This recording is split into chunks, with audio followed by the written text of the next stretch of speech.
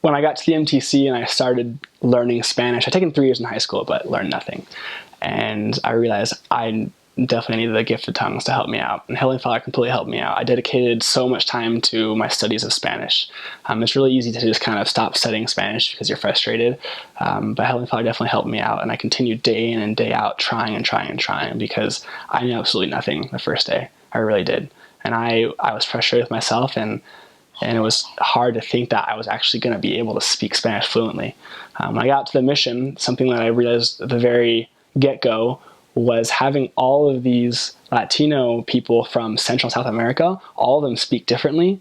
All of them have different accents and use different vocabulary. It's all Spanish, which you might not think at the beginning, but it was such a diverse place, and you would learn different words from different countries. For cool, you can say chévere, genial, chido, chéverísimo, all these different things that mean cool, but they come from different parts of Central and South America.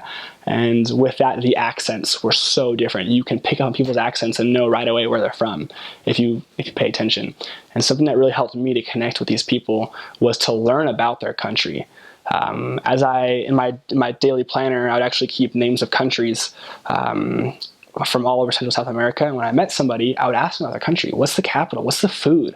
Like, what type of dances are really big there? What do you guys love to do? And I learned all about these foods and these dances and these capitals and things that are unique to these countries. So I knocked on somebody's door and I kind of pinpointed, hey, are you from El Salvador? And they're like, yeah, I'm from El Salvador. How'd you know? And I say, oh, you just got that amazing accent. And I say, like, do you like making pupusas? And like, oh, I love pupusas. Like, how do you know about pupusas? And they're just amazed that you know these things about their country. And it's just always a really nice gateway right into a conversation about the gospel after showing them that you're interested in their country and their culture, which they absolutely love. Some areas in the mission are full of Spanish people, and it's easy to find them. You just walk out your door and you'll see them. There are other parts, especially north in the mission, that are hard to find Spanish people. And it's nice to be in the southern areas with lots of Latino people, but I found that I worked the hardest in those areas that it wasn't easy to find Spanish people.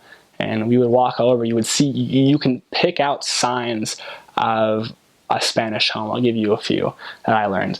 For instance, a satellite. If a satellite dish on top of a roof has 3 bulbs to it, it means that they get channels, foreign channels. So if you walk by a house or apartment, and you see 3 bulbs, you can guarantee they're a foreign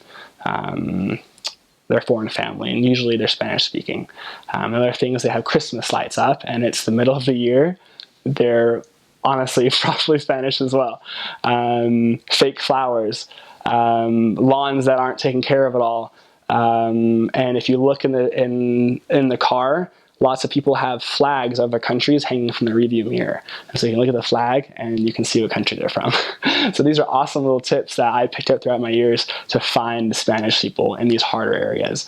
And so it's just neat to see how you can pick up on these little hints to help you find those elect people. So even though I live in California, I didn't really get to know the Spanish culture very well or Spanish people very well at all.